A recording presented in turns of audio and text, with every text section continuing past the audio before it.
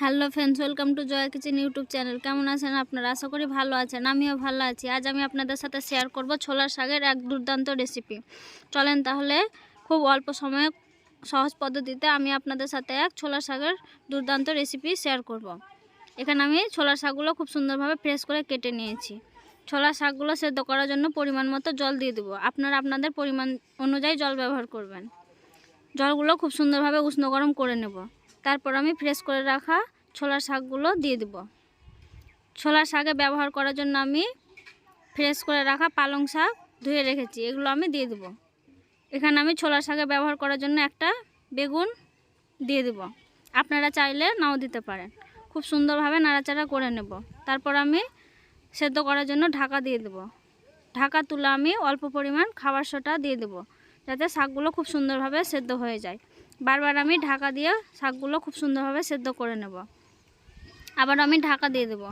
ঢাকা তুলে দেখে নেব শাকগুলো পুরোপুরিভাবে সেদ্ধ হয়েছে কি। শাকগুলো সেদ্ধ হওয়ার পর আমি জলগুলো খুব সুন্দরভাবে ফেলে তার মধ্যে লবণ মিক্স করে নেব। লবণ মিক্স করে খুব সুন্দরভাবে আমি নাড়াচাড়া করে নেব। এরকম ফিরকির সাহায্যে আমি শাকগুলো খুব সুন্দরভাবে মিক্স করে নেব। দেখতে পাচ্ছেন আমার শাকগুলো খুব সুন্দরভাবে মিক্স করা হয়ে গেছে। তার মানে বুঝতেই পাচ্ছেন আমার শাকগুলো হয়ে গেছে। শাকগুলো এবার আমি একে একে তুলে নেব। এদিকে আমি কড়াই বসিয়ে দিয়েছি। কড়াই গরম হয়ে যাওয়ার পর আমি পরিমাণ মতো তেল দিয়ে দেবো। তেল গরম হয়ে যাওয়ার পর আমি শুকনো লঙ্কা আর রসুন ফোড়ন দিয়ে দেবো। আপনারা চাইলে এই শাকটা নিরামিষভাবে তৈরি করে নিতে পারেন। রসুনগুলোর কালার খুব সুন্দরভাবে চেঞ্জ হয়ে গেছে। এবার আমি শাকগুলো খুব সুন্দরভাবে মিক্স করে নেব।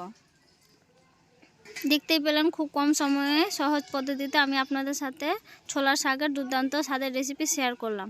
আশা করি ভিডিওটি আপনাদের সবার পছন্দ হয়েছে। বাড়িতে অবশ্যই ট্রাই করবেন আর কেমন হয়েছে আমাকে কমেন্টে জানাবেন।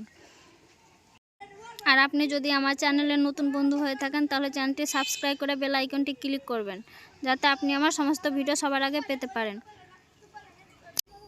প্লিজ একটু আমাকে সাপোর্ট করবেন, যাতে আমি আপনাদের একজন ফ্যামিলি মেম্বার হতে পারি। আর এইভাবে আমার পাশে থাকার জন্য আপনাদের অসংখ্য ধন্যবাদ। এরপর দেখা হচ্ছে পরবর্তী ভিডিওতে। ততক্ষণ আপনারা সুস্থ থাকবেন, ভালো থাকবেন, এই কামনা করি।